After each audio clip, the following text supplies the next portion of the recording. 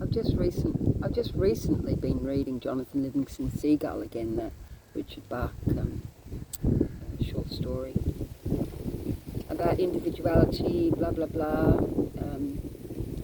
Stepping outside your comfort zone to not be one of the normal people. And when I was eating my pasty this afternoon down at the park, all these gulls suddenly came. I counted them, there was about 30 of them, and I was saying to them, look, you guys, there's no way you're going to be able to share a few tasty morsels that I'm going to give you. Don't come in one big mob. And right at the end, I threw them a few crumbs from the back of the packet and the endy bit.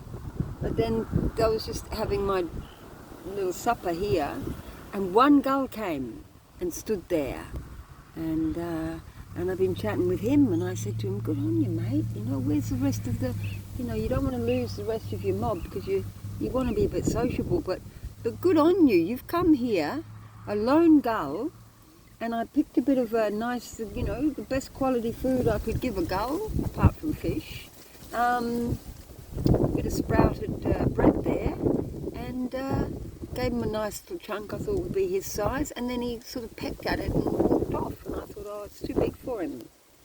It wasn't soft enough, it wasn't big enough, he couldn't have things. So he walked away and I broke it into 9 pieces, and then he came back for it, and he slowly came over towards me, and he pecked them and had them, and then he stood there and he sort of more or less said, well, have you got any more? And I said to him, no, it's not the way it works, mate. You're not a dog. You can't come begging, I see you a lone gull. I've given you a portion, what I want to give you. You be thankful for that, and that's it. Anyway, he's just flown off. When I picked up the video and started talking to the phone, he sort of figured I wasn't talking to him anymore, so off he went. But this is a lovely spot, and I don't really need the company of wildlife or birds when I have the trees and the grass. This is the most luscious grass I've ever seen in my whole entire life. It must be the kind of grass it is, and the amount of water they give it, and how they look after it or something, because this park is it's just lush.